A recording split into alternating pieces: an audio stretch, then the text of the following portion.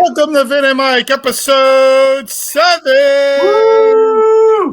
And this is the first episode, Mike. We are doing just me and you. No special guest host tonight. Just us. I don't know. I don't know if I can handle this. I really don't. I don't know. I think people might be scared after we have no one to calm us down after this show. But we moved some stuff around. We have a bunch of guests lined up for the future, all the way out into May, which is exciting. Just to give people a little update on that real quick. First things first, let's some business. Instagram, Vin and Mike podcast, so you can get us there. We do have some guests lined up to talk a little bit about the Masters, a little bit about the Kentucky Derby. We're going to get into the MLB season as it potentially starts up. So we have some guests even lined up for that in the next few weeks. And then next week, our buddy Evan will be joining us to talk a little Cleveland sports, and we'll review some of our top sports movies, which will be fun and exciting. I'm excited about that topic. Yeah, that should be good. But tonight we're going to go into something we really like, and we'll dig into that in a little bit. But that'll be the 1990 Knicks. We'll talk about Patrick Ewing and all the Knicks back from the 90s. But let's get into some of the top headlines that are going on right now. And I think the big thing for all of us that are following sports right now, no matter what kind of fan you are, it is the MLB lockout. The owners and players are working right now to come up with an agreement, so there's no pause in the season at all. If the word was, the owner said if a deal wasn't struck by today, that they would cancel the start of the season. So, the latest from my man John Heyman, who I really like, about an hour ago, he said proposals and counter proposals are going back and forth. They're still trying. So we shall see if we get something. Maybe we'll get something by the end of the show. I doubt it. This will be something that'll probably linger into the wee hours of the morning and go into tomorrow. But Mike, I'd like to get some of your thoughts on, MLB and this whole lockout. Yeah, it's just disappointing. I mean, let's just face the facts here. You look at an audience for the NFL versus the MLB, there's definitely been a decline in audience for MLB. And a lot of the fans, actually, if you look at the demographic, are older fans. I think they're having a very hard time getting a younger fan base like the NFL due to these types of situations. I mean, it's been a big problem. And, with Manfred and Dan Hanlon now looking at the player side for a fourth session, as it laggers more and more, it's just making it worse. But I just think it's not good for the MLB. I mean, in recent years especially, decline in ratings, decline in viewership. They really need to get out there and really be there for the fans. And I feel like this just distracts from that, Vinny. Yeah.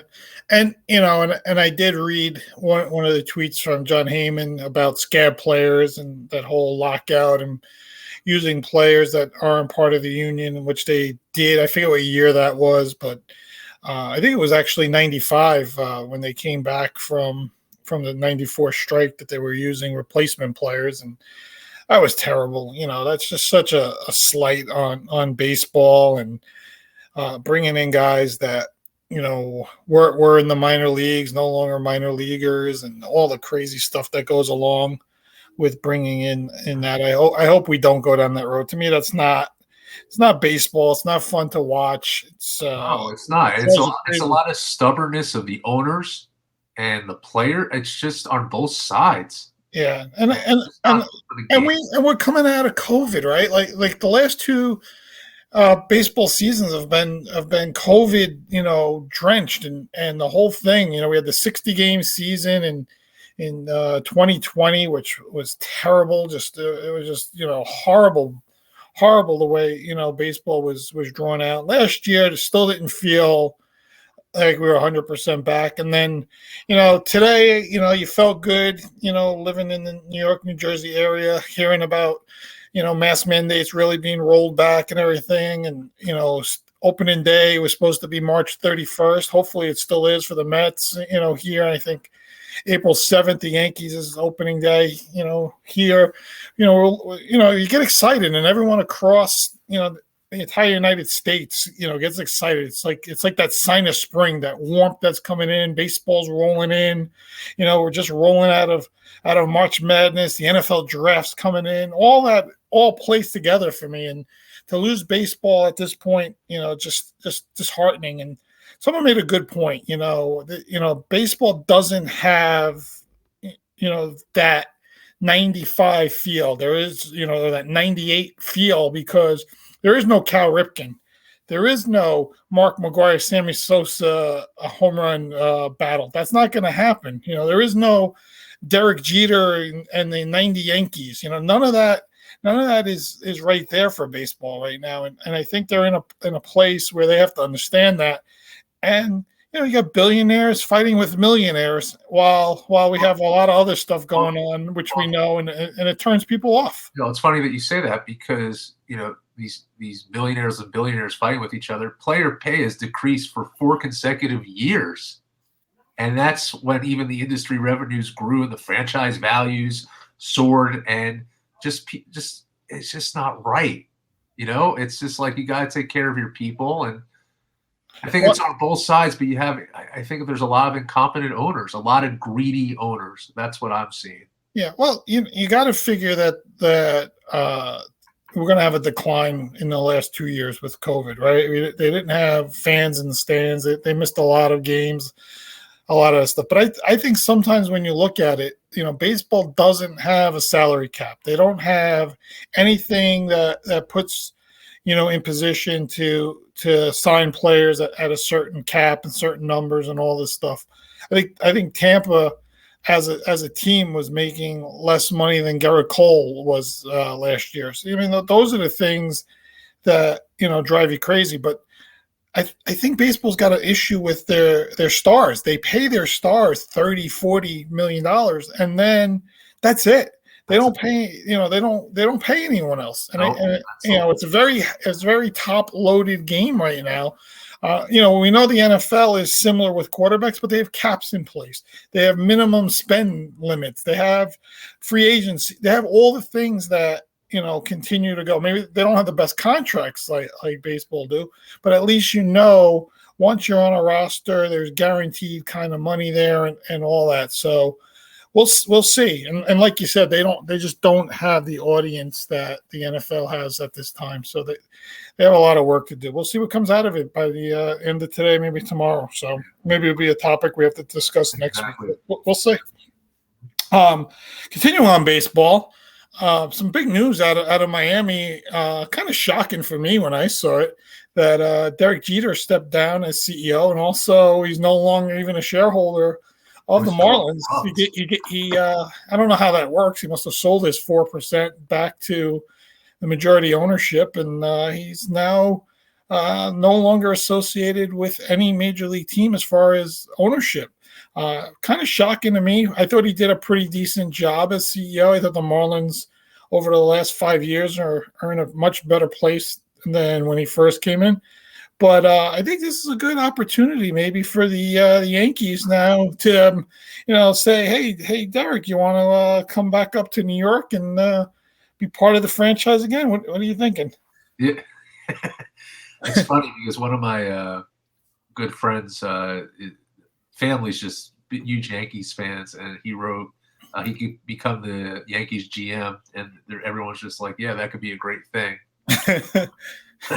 That's the first thing everybody's thinking, right? Yeah.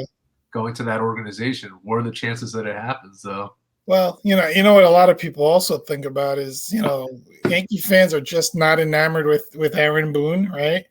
He's one of their guys, and maybe it's an opportunity for Jeter to step in a managerial kind of position. I highly doubt it. He's just at a different level of athlete, right? You don't see him. But I wouldn't be surprised if he's president of operations or something like that, or overseeing something. Well, we'll see as it goes on. But it's the first time, in my lifetime, and I think in anyone's, that he didn't really succeed at something, right? Like the guy always succeeded at like everything. Like his 3,000th hit is a home run. His last at bat is an RBI base hit. He makes backflip plays and wins World Series. Like all the things that he's accomplished, and then all of a sudden he just steps down as the Marlins. So it's almost like shocking when you hear and see it. Yeah, once a Yankee, always a Yankee. That's right. He'll be back in some capacity. I feel it. I don't know. Yeah, it'd be nice. We'll see how Donnie Baseball survives as manager down there. Also, his buddy's no longer in charge of the team there, so we'll see. Time will tell, man. And then one last little topic: Kyler Murray. I think we went into it maybe in some previous episodes about attitudes of the current athlete and expectations, and what they expect. And he deleted everything off his Instagram account that associated with the Cardinals. And I felt even like back then that was agent driven, money driven, something to that effect. And then today, his agent put out this big statement. He needs long-term assurance and stability and all this stuff. So at the end of the day, he's looking for an extension. I just want to jump in. You were just saying, as far as it was agent driven, but he has to be an individual, right? You're representing a team, and that whole Instagram thing was a disaster. I know he's young. I know people make mistakes, but when you're a quarterback of a professional organization, you have to act like it. And that was just telling right there. It's sad to say. It's kind of, we're talking about the Knicks soon, but it's similar like to the Julius Randle situation, with the Instagram and just, the thumbs down to the fans. You have a certain representation as a player to your team. So right there was just the respect went down. And then you have this agent drop this ridiculous letter today. It just, I don't know. I think most people who looked at that just said, I found it comical. Yeah. And I think, like you said, leadership is a big thing, right? Especially for a quarterback in the NFL. He's the guy that everyone is paying attention to. When you look at the NFL, the way it's structured, the quarterback is the guy. He's going to be the guy that is going to lead the team to the Super Bowl, is going to really run the franchise. And Murray hasn't been great over the last 2 years towards the end of the seasons also. I know he had the ankle injury last year and Hopkins was out. That might have played into it a little bit. But the previous year they faltered also. They weren't great. Is Kingsbury on the hot seat? Is that part of the stability thing that, they talk about and that stuff? But ultimately the guy's looking to make $40 million a year, right? He wants Pat Mahomes money. But the only way you're going to get there is to play like Pat Mahomes. Very simple concept, right? Be in 4 straight AFC Championship games, win a Super Bowl. Those are the things that have to play it out. And right now, he hasn't taken that step. Are his physical tools part of it? It could be. I mean, he's not a big quarterback. He has a big arm, but his size and all that, I think, plays a role in it. So I don't know where they move forward with it, but for me, I don't like it. I don't like when agents get involved like this. I don't like the whole Instagram deleting. I think maybe it's the modern athlete, but I just don't like the whole thing, the whole social media craziness. I want to see him step up, win games, take your team to shut up already. Take your team to the NFC Championship game at least. Show that you're ready to lead a franchise and be the guy. But yeah, you're right. Put up or shut up. Put up or shut up. Put up those numbers. Take your team far in the playoffs, and then do something like that. That I mean, that's what it's all about. Exactly. All right. So those are our headlines. This time of year gets a little quiet. I'm interested in March Madness coming up. All the seeded teams lost. Did you see that? I know, it was all crazy. So anything could happen. I love it. I just got an email from one of my friends that runs his own little bracket. He's been doing it for a really long time. So he just got us to sign up. So I got excited about that. So we get our brackets going. Maybe we'll do a Vin and Mike bracket and bring some people in, and That'd be really cool. maybe figure some stuff out. Maybe if someone beats us, and we'll bring them on as a guest. And that'll be the prize. Yeah, you can come on and we can make fun of you. That'll be your prize. I just now, especially March, always would take off the first day of games. Like either I would take a half day or just take off the full day, go to the bar and watch it. You're just watching on all the TVs. It's fantastic. Now with DraftKings and FanDuel and all the other, you're just going. It's just so much fun. Yeah, and the field is wide open. I mean, look, we talked about the seeded teams. Gonzaga lost against St. Mary's. Arizona lost against Colorado. Auburn lost against Tennessee. Purdue, Michigan State. Kansas City lost to Baylor. Kentucky lost to Arkansas. Texas Tech lost to TCU. I mean, that was the first time in history 7 of the top 10 teams have lost. I mean, that's crazy. Wow. It's wide open. I mean, I'd love to see Gonzaga do it. I mean, to win their national championship that's so deserving, but they've been close. They've been close. So we'll see if they come through. But like you said, it's that great time of year for basketball, and we'll dig more into the NCAA tournament as we get closer. But you're right. I think that Thursday is usually the day that years ago we would have a big birthday party for someone that's on this call. And it's late. I'm not saying a number, but it is a big one this year. Yeah, it is. But in the past, we used to have if you remember, a big March Madness kind of birthday and watch the games and all that stuff. So used to bring back a lot of good memories and a lot of crazy memories too at the same time. So, but talking about memories, that's a good segue into our New York Knicks. We are the New York Knicks. Yeah. Remember that? Oh my God, so many great times. It's one of these teams, and I don't know how it is in other cities. I know Chicago and Boston are diehard kind of fans when it comes to their teams. The longevity of losing for those franchises was for a long time. And then you got the Knicks. Knicks have not won anything since 1973. So we're talking close to 50 years as we move forward. But we live and die with them, to this day here.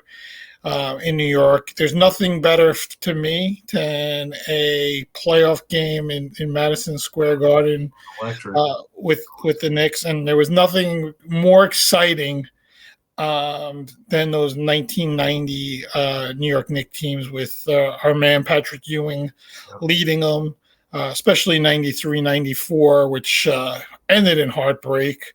Ended with a lot of stuff, but let me get some of your feelings, Mike, on these 90 teams, which I know you're like, it's basically you could kick your wife out of bed and move them into next year. That's how much you love them. Sorry, I'm talking Knicks. No, it's to me like growing up. I was a diehard Knicks fan, and I just appreciate the history of the Knicks and what. Although in the last 25 years there hasn't been a lot to celebrate, but in the 90s there was. And just to go back and how those teams really happened, people forget when Patrick Ewing was drafted number 1 back in 85 that the Knicks became winners right away, and that's not true. Patrick, the year before, Bernard King was hurt. Ewing was the top pick, and it took a couple seasons really to get the Knicks together. His first couple seasons, they won, I think the first year 23 games and then 24 games. And then in 87, they drafted Mark Jackson. And they had such a chemistry with each other. And they started to win under the young Rick Pitino. Yes, Rick Pitino was a Knicks coach after Providence. And that a year later, a major trade, they traded Bill Cartwright, who was playing center along Patrick Ewing. They need to bring in a strong power forward, and they got Charles Oakley. And that, to me, was the trade that really got them going into the 90s and started playing very competitively. And just to make a quick point, I think that was a good trade even for the Bulls, because I think Bill Cartwright filled the role that they needed on their end of the it helped both teams. Yeah. So then Pitino left after the 88-89 season to coach college. It's kind of surprising because the Knicks were a winning team, but he wanted to go back. Got the Kentucky job, right? And then got the Kentucky job. And then they got Stu Jackson for a year. And then they got John McLeod. And the big head coach change in the 91-92 season was Pat Riley. Pat Riley, as you all know, coached the Lakers to so much success, and he came aboard. And let me ask you real quick before you continue. Was Van Gundy an assistant with him right away, or did he bring him in later? Van Gundy was an assistant with him right away. He was, okay. He actually started. Van Gundy was an assistant, I think, started in 88-89 with Mark Jackson. Okay. So in 91-92, the Knicks also picked up Xavier McDaniel. Yeah. Who was fantastic. I love X-Man. We had Anthony Mason. And then you had Ewing and Oakley. And what did Pat Riley believe in? Defense. Yep. And those teams in 91-92, I'll never forget. We had the Pistons in the first round, and we beat them in 5 games. And those were the bad boys, and they were kind of going on a decline. But then they played the Chicago Bulls, which would be a matchup for the future. And they took them to 7 games. And nobody thought the Knicks could do that, and they competed. And then it just really started. And Riley, it's a different game today because back then the Knicks didn't shake hands with anybody. And Patrick Ewing was a star. Like, he shined. He really came into his own. They in 92-93, unfortunately, they lost to the Bulls again with Michael Jordan. That was not an easy matchup for them. And then what happened in 93-94, Jordan retired from the game, and it gave some teams the ability to get further.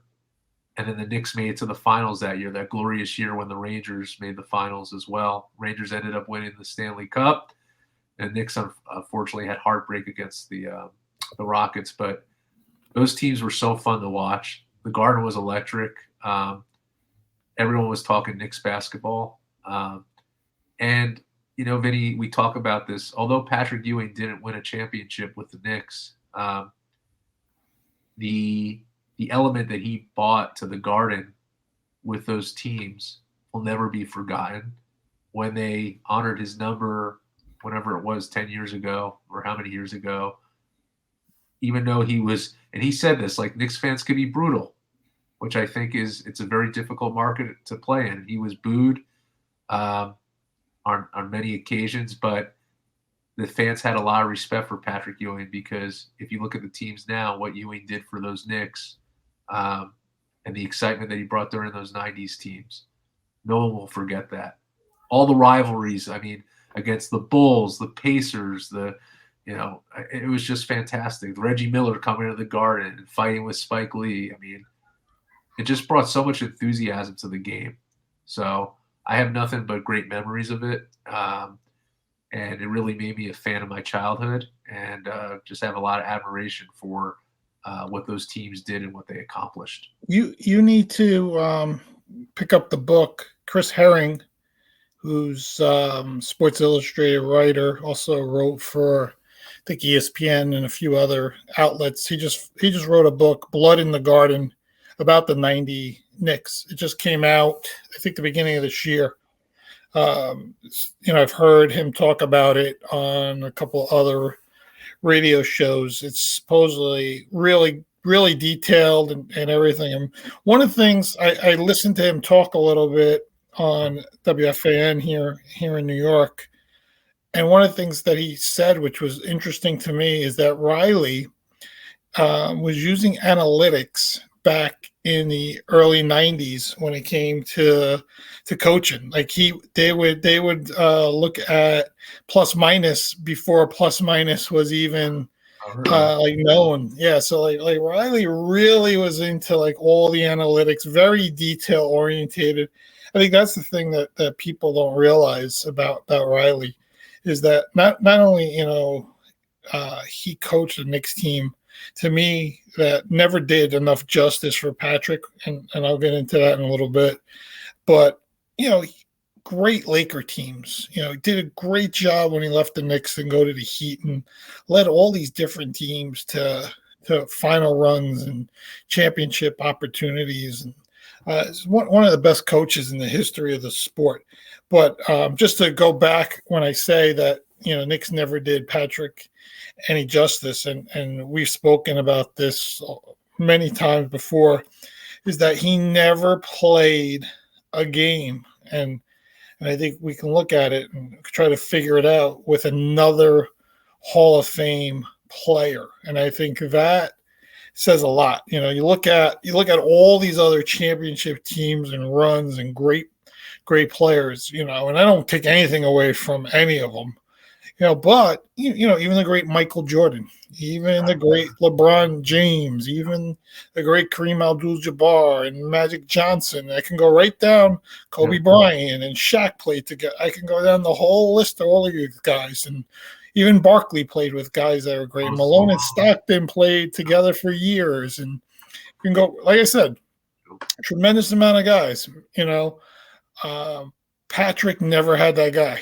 Can you imagine though if he played? Imagine if you had Reggie Miller. Imagine him and Reggie Miller on the same team. I was just thinking like him and Bernard King, like a healthy Bernard King. If that would have happened. Yeah, and I think you made a good point with that Patrick actually got hurt, right? You said when Bernard came back, so they never actually played together. Yeah, which was funny. That's amazing. But you're right. If Bernard would have stayed, if I'm not sure. I'm guessing the Knicks felt his knee was never gonna recover properly. It was a different time, right? Like you got knee injuries back in the '80s, and have the surgeries, technologies like we have today.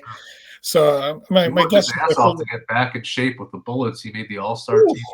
But well, think about it. He continued his career, which I think ultimately probably propelled him into the Hall of Fame. It took him a little longer than usual, but I think because he came back and put up some numbers and continued to play, and like you said, made all-star teams and all that, propelled him into things. But I think of those 90 Knicks as a team that if you wanted to go into the bar and take 5 or 6 guys out, you would bring Patrick Ewing, Anthony Mason, Charles Oakley, and Xavier McDaniel with you, right? I mean, that they were the guys that controlled that court. They pushed everyone around. The game was different, right? You played very, very tough basketball back in the 90s. I think after the Pistons, they were kind of the next bad boys. Oh, they took that spot. They were at a different level of people, I mean, a whole different level, the way they played their game.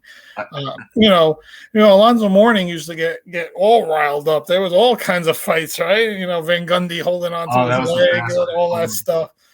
But I think for people, a lot of what people don't realize is Ewing wasn't an offensive player when he entered the league. He was a tremendous shot blocker, rebounder, inside presence in college. When he was at Georgetown, he was one of those guys that was phenomenal. I think his freshman year, John Thompson told him no matter what shot went up, just block it. If you goaltend like every shot. I think in the finals against North Carolina that year, he wanted that intimidation factor. In like the first 5 minutes of the game. So Patrick blocked like everything, right? And that's what he brought to the game. People don't realize he went his full 4 years in Georgetown, played, graduated. Got his degree because he wanted to get his degree. He talks about it to this day that he didn't want to take the easy way even through college. He took all the right courses that you were supposed to take in order to get his degree. But all those 4 years he was there, they were in the NCAA championship 3 times. I mean, 3 times. Won, lost the other 2. Lost to the great Michael Jordan team, and then of course the Villanova team, which to me is still one of the greatest upsets in the history of sports. But that's the kind of guy Ewing was early, and then as he got into the NBA, he developed that jump shot, and probably to this day, I think probably for a man at his center position, had the best mid-range jumper you'll ever see. I think if he was playing in today's game, he would be more like a Karl Anthony Towns on offense. They would set him up in 3-point shots, more like a Joel Embiid even, where set him up 3-point shots, get him away, get his back away from the basket a little bit, get him a little front and practice those threes. He probably would be averaging about 30 points a game the way the league is set up now, and just the way things are. But again, I look at the guys that played with him, from John Starks, Anthony Mason. They were tough players, good players, but they're not Hall of Fame worthy kind of guys. Oakley, who's borderline Hall of Fame, right there, kind of had some nice years, but not a true legendary Hall of Fame kind of player. He played with Derek Harper and Orlando Blackman and Doc Rivers, but they were all a little older too, right? They were a little past their primes when they came in. And then, Charles Smith, who, wasn't tough enough for New York kind of guy. So you look at all those guys, and even the guys they drafted around them. And like you said, they had Mark Jackson, and they traded Mark away, and they thought Rod Strickland was going to be more of that guy, and it wasn't that chemistry. And then they brought Kenny Skywalker in, but Kenny was a post player in your that's Patrick's area. You needed guys that could complement him, not be part of the same thing. And they never did until he got old, and they had Allen Houston and Latrell Sprewell who were perfect for him. But Patrick was done at that point. He was a shell of the kind of player he was. And, we never got to that level of what we needed from him. Yeah. So I got a funny story with those 90 Knicks. So it's kind of a nightmare when Reggie Miller had those 8 points in whatever, how many seconds, Vinny? Like it was a 95. Oh, the 9 seconds left with Reggie Miller. I remember this was 1995. What, 11 seconds? Something like that. So this is pre-cell phones. And what happened was I was watching it at home, and the Knicks were up. And I thought the game was over, right? I turned off the TV because I was supposed to go to my friends. Turned off the TV, walked over to my friends, and all of a sudden, because you're not getting real-time updates all the time, you turn on the TV, and the Knicks, and I was like, what? Like, what? And watched the highlights and couldn't believe it. It was like a dagger.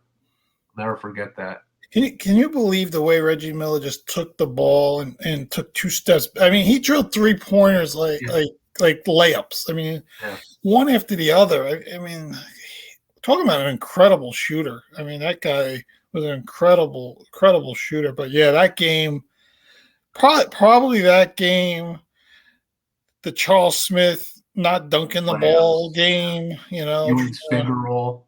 Yeah, the roll that fell off. Game 7 of 94, that was I think Starks was like 2 for 17 or something ridiculous. I mean, you look at all those games, it's just heartbreaking games, heartbreaking losses.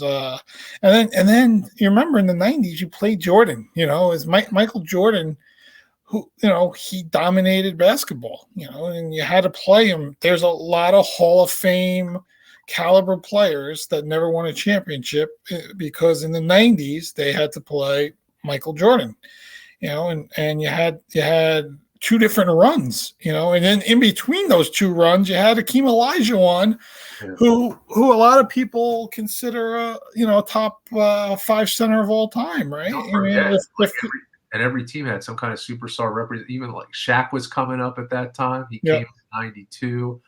Stockton and Malone, Dikembe Mutombo. Like, no team that you played was any easy victory back then. No, because there's always some kind of star representation. Yeah, it's not like these super teams that you see today. It's very different back then. Yeah, not only that, those guys they didn't want to play with each other. These guys now, I don't not taking anything away from them, talent wise, but they just don't have that killer mindset that the older guys have. And even Kobe Bryant. Kobe Bryant was a killer on the court. He didn't want to be your friend. No, he wanted to rip your freaking throat out and then feed it back to you. I mean, that's the kind of players those guys were in the '90s. None of them want to play with each other. You ask Charles Barkley, did he want to play with Michael Jordan? No. He'd probably get insulted if you asked that. Then I was speaking of Kobe Bryant, I was watching an interview with him and Shaq, and they were just like joking with each other when Shaq left the Lakers to go to the Heat. He when Kobe won his 5th, Shaq was like, "Oh, you were just rubbing in my face, right? You were just like." You wanted this, and he's just like, yeah, I wanted to just beat you so bad. I wanted more championships than you. And that's a competitor that he was. Yeah, they wanted to beat each other.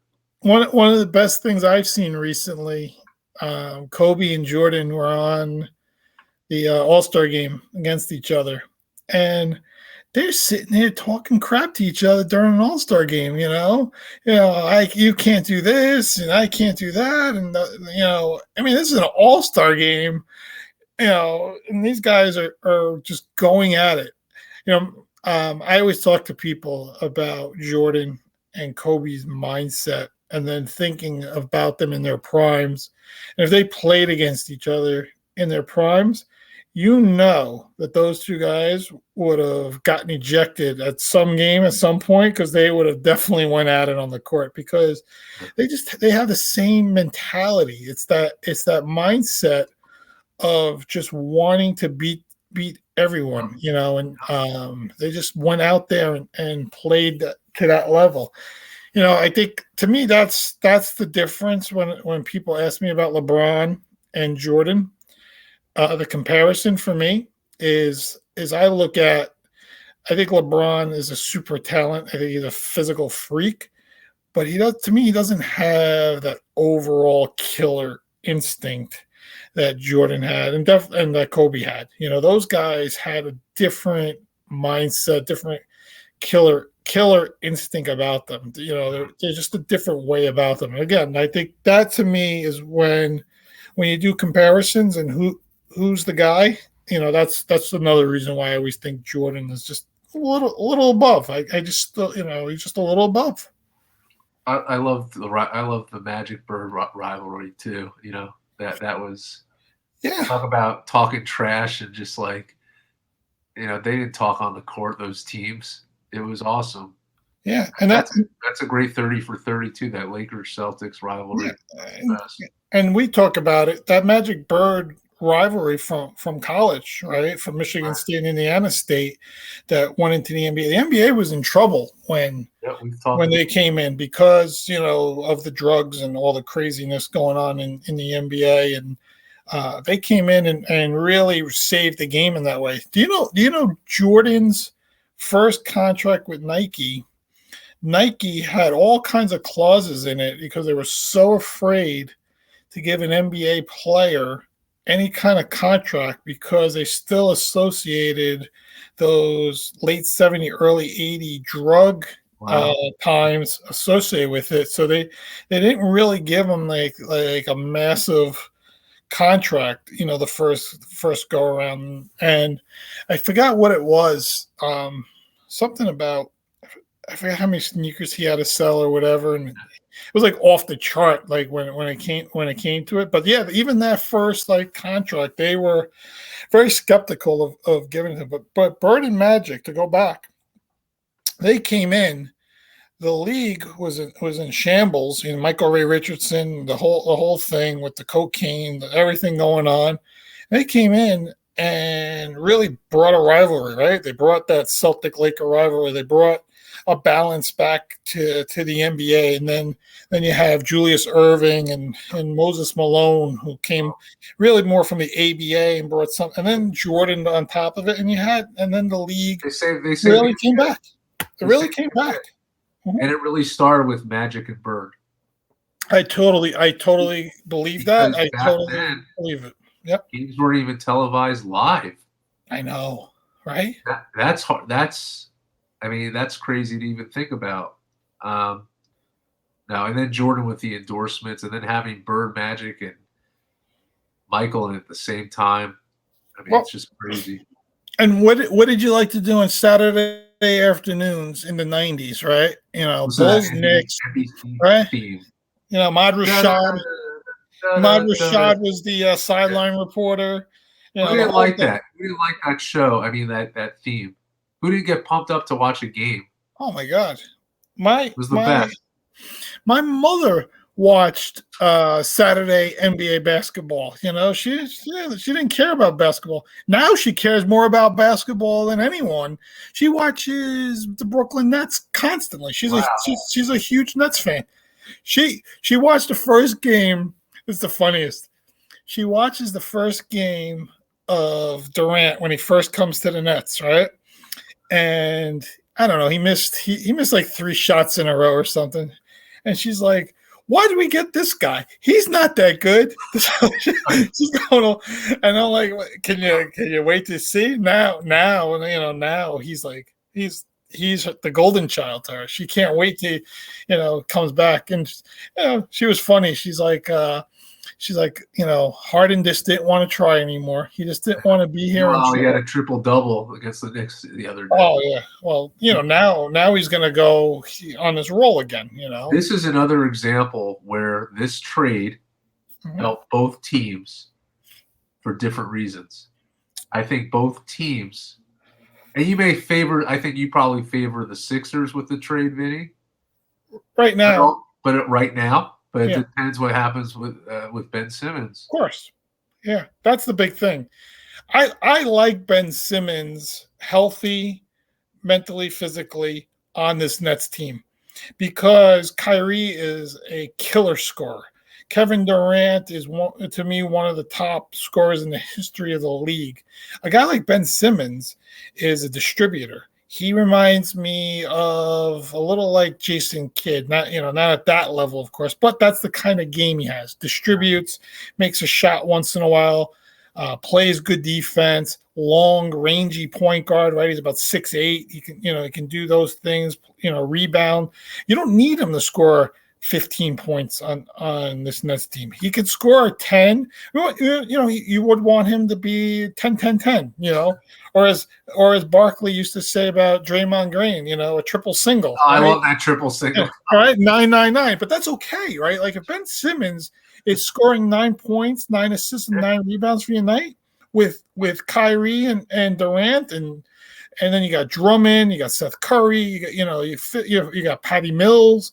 That team becomes, it's still a team to beat, when you look at it for the East, and I think we'll get more into the playoffs, as it gets in. I'm hoping, and again with all the changes going on with COVID, Mayor of New York City, Eric Adams, still said that we're not making changes just for Kyrie, so he still cannot play home games in New York. I think he can't even play in Toronto yet either. I think Toronto's you have to be vaccinated also. I'm guessing he's the only guy in the entire NBA that's not vaccinated because I haven't heard of anyone else, right? At least not publicly. I don't know of anyone else. So he's the only guy in the entire NBA not vaccinated. That's nuts. Yeah. Like when you really think about it, that's crazy. But Yeah, I think the Nets are still the team to beat in the East. If and again, Simmons got to come back and everything. Now you look at the Sixers, right? You got Harden and Embiid, but Harris is a good third player on that team. Yeah. The guy Maxey has been playing really well. They got some good role players. Listen, don't count the Sixers out, and don't count the Bucks out, and Well, don't that's count it. the Bulls out. Yeah, Yeah, I mean, you can't cut the Bucks out. They're the NBA champions. can't cut them out. You know, So the Giannis stories are amazing. I don't know. I heard this story the other day. I watched the Bucks play. Who did they play the other night? Was it the Nets? I think it was the Nets. Yeah, it was Bucks Nets the other night. They were saying that Giannis in Greece was the 12th man on his team in Greece. whoa, That really? yeah, that Who would have thought? he wasn't even like a guy that they thought was gonna excel. Like he really really worked at his game and really took himself to a lot. Even when the Bucks drafted him, they drafted him as a project kind of player, even though he was a first round pick and all that. But they never projected that he was going to be this kind of player. Now it's a couple of things I noticed watching him the other night. He's starting to shoot some 3-pointers now. He made a bunch of his free throws in the game, so his shooting is starting to get better. So he gets better there. The way he runs that court, his agility is like. And they still got Chris Middleton. They still got Drew Holiday. They still, Bobby Portis, man. He's coming along strong. He's coming. Yeah, he's playing real well. Another good move by the Knicks, getting rid of him. Yeah, I mean, but but let me, since we're going through NBA and we want to really talk 90s Knicks, but let's talk about today's Knicks real quick before we wrap things up. What give me some of your thoughts about Randall and Barrett and what's going on. Yeah, listen, I mean, we're really missing an injured Derrick Rose right now. He was such a highlight last year. And Vinny, you talked about when the guard's electric, when they played Atlanta, when they played Trae Young last year, even though they lost. I mean, there were so many high hopes for the Knicks. I think it's been just a disappointment in just the chemistry of the team. Even like recently with the trade for Reddish, he's not even playing. What was the point? So you just got you have a lot of uncertainty, not having the right lineups, not having the right chemistry, and it's been a season of disappointment. The Randall thing was not good, with starting with the whole thumbs down to the you don't do that to New York fans. You don't do that, period, right? Yes, people are going to boo you if you don't play well. It's just a fact of the game. And I happen to like Julius Randle. I don't want people to think I don't. I think he's a talented player, but he's not an A player. He's inconsistent. Could he be an A player? Yeah, I think he could be. Right now, he's not. The Knicks don't have an A player. That's why they are where they are. They need to bring in a couple more people that are A players if they want to compete. RJ Barrett, he's been great. He's the one player I really enjoy watching. But again, it's with these trades. Where are these players? Where are they? Why haven't they been playing? It's not really coming out. I have a feeling that maybe someone was mouthing off to Tibbs. I don't know. And does he come back next year? That's a big story. I don't know. Yeah. The Kemba Walker thing bothers me a lot. Yeah, that too. The guy you brought in, paying money to be your lead guard, and it's not even playing. He's not going to play the rest of the year. Fournier's been a disappointment. He's playing a little better recently, but he's been basically a disappointment. And how about McBride? Yeah. What are we doing? I don't, and like you said, they made this trade for Reddish, and they don't play him. I know he had the ankle injury when they first got him, and now he's fine.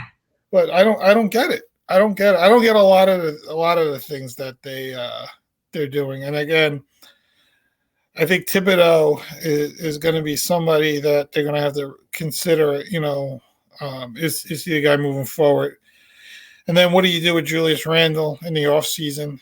He's really lost the fan base. A lot Right. of people, And I don't think he wants to be there. yeah, I don't think people, it's hard to play in New York, right? It's, fans are very hot and cold in New York very quickly, right? They'll love you to death, and Yep. they'll be more than happy to boo you as soon as you falter a little bit. Not that we dislike you, it's just that we expect a certain level of play all the time. Unrealistic expectations sometimes, but it's just the way New York fans are. I don't know. Randall, got upset. I know there was some social media stuff going on and people attacking his family on that, but which is not right. But again, No, it's not right. but Social media things but bad on all levels. yeah, but we know. Listen, you got to ignore this stuff. You gotta go out there and take the game to another level. We need him to really step up and like you said, he has the potential to be an A player. Yeah. I think he showed it last year during the regular season, but ever since that Hawks series, he wasn't good. Yep. He didn't show up in any game that we needed him to show up, and it trickled into this season. He's been lethargic basically, for the whole season. But I like RJ Barrett. I like RJ Barrett a lot. I think he has got potential of really continuing being a real solid NBA player. I don't think he'll ever be a superstar, but a guy like that with size and the ability to put the ball on the floor, and now it looks like he's starting to get his 3-point shot better and better. And like you said, you get a superstar around those guys, right? Bring in Karl Anthony Towns, bring in that number one kind of guy, and you could keep them around Julius Randle and RJ Barrett, and Mitchell Robinson is good. But again, this is a team that they haven't had a point guard in a lot of years. I think the NBA is based off of having someone that can handle the ball. I think that's extremely, extremely important. And I think that's where they get that. I don't know. It's not draftable. I don't think at this point. I don't see any big stars or anyone coming out. But again, who knows? Sometimes you get fooled with these drafts and these players coming out. But I was hoping Kemba Walker would have been that guy. I thought he had the ability to be a 20-point guy and be able to get Randall involved and Barrett and all these guys. But I think at the end of the day, it's not working out, and they got some decisions to make going in the offseason. Yeah. So time will tell with the Knicks. We'll see what happens. Yeah. And then one last thing about Patrick, since we were on Ewing. Sure. I didn't realize that they were 6-4 Georgetown at one point, as now they're 6-22 and lost and try 0-17 in the Big East, which I think is like their worst ever. Like unfathomable kind of thing. I know he's a Georgetown alum. I know he is, revered as one of, if not the greatest player, ever, right? Probably is. But business is business. Do you think Patrick Ewing will come back to coach in Georgetown next year? It's been 5. It's his 5th year there already. Right. Last year, they came out of nowhere and won the Big East tournament, which was crazy. I just don't see them even competing in the Big East tournament this year. No. There hasn't been any real spark. I know he's had difficulty with people leaving and transferring. But to me, it's like even John Thompson's son coached the team, his own son, and they got rid of him. So it is a business. And when you're 0-17 in the conference, and I'm a huge Patrick Ewing supporter, how can you just support him staying, right? It's just it's just such a bad season, and I don't know how it's going to go because of his status there. But you couldn't be surprised if they let him go. People are not going to go, No, oh, how can they let Patrick go? Again, no, it's a business. yeah. So I just I know his heart it, was to be an NBA head coach yes, one okay. year, and this kind of season is going to probably end those hopes and dreams. I think all the times that he was an assistant in the NBA and tried to get head coaching jobs and finally decided to go back to Georgetown to prove himself, and it's just fallen off the cliff for him here, and it's tough. I feel for the guy when it comes to his coaching Yeah, career. I do. Because I see his heart's in it. There's Yes. no doubt. He loves those kids, and it's been extremely frustrating. And there was the game against UConn the other day, I watched it. Georgetown defense played hard. It was just they were so outmatched. But it's not like they don't play hard for him. That's the thing. They don't Yeah. give up on him. So I don't know. I have a question. I'm just curious, and maybe I'm like losing my mind. Yeah. In the center position, right, with Ewing Mhm. and others, has there ever been a center that's been a successful NBA coach? Well, Bill Russell won. Was he a coach though? Yeah, he won when like those I think one of those 70s like Celtics Okay, teams. I just Yeah. didn't know. Yeah. I don't see too many. I know You Willis don't you tried. don't I always talk about great players coaching after, right? I find them always to have difficult times Larry because Bird tried it, right? yeah, No, and I think one of the reasons is the way they played the game and the way they did things different. is different, right? And they expect everyone to do it at that level. And the reason Larry Bird's Larry Bird is because he did things a different way and could do that way, and it's not the way to do it. And if you look at your great NBA coaches, like Pat Riley was a 12th man, right? Phil Jackson was a Phil 12th Jackson man. too. That's very true. You look at some of these guys. I think maybe Casey Jones was a great player coach. He's one of the Don few. Nelson. Yeah, I don't know if Don was that great of a player, right? I mean, he was definitely. I think he was probably a better coach than he was a player. But yeah. I mean, you don't find even Magic tried to coach, right? That was a disaster. I mean, but you're right, Larry Bird, Jason Kidd is trying. I think he's a little. I'm not sure how great. Nash is doing a good job, but again, you want to win championships, right? You want to find a guy that's going to lead you, and win championships. I think that's an extremely important thing. Doc's a great coach, but again, he's not a Hall of Fame player. He No. was a very good point Good guard. player, not a Hall of Fame. But no, led. I thought his best years, of course, were in Atlanta. And then when he came to the Knicks, but yeah, I mean. I think Bill Russell's the only one I can think of off the top of my head, and his longevity wasn't a coach there that long, and I think he took over for.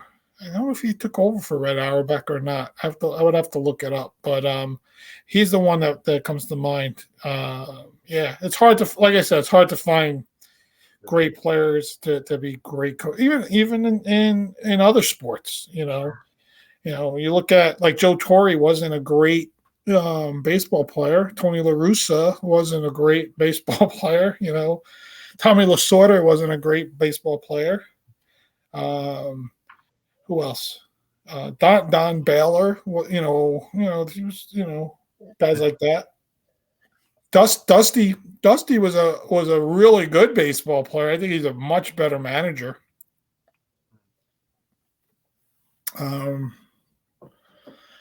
Yeah, that's about it. Yes, sir. All right. Wow, we talked almost an hour.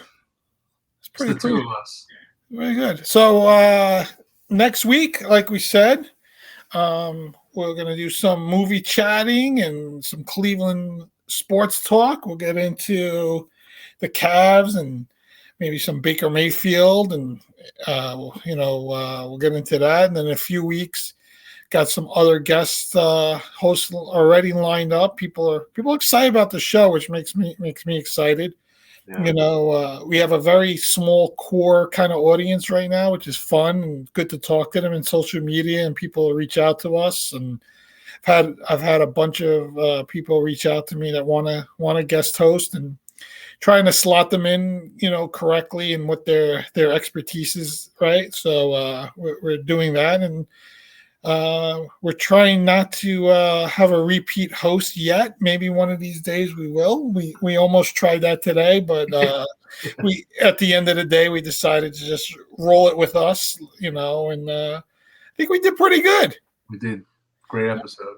All right, a lot of fun. But thanks everyone for listening, and tune in next week. Everyone have a great week. See you next time.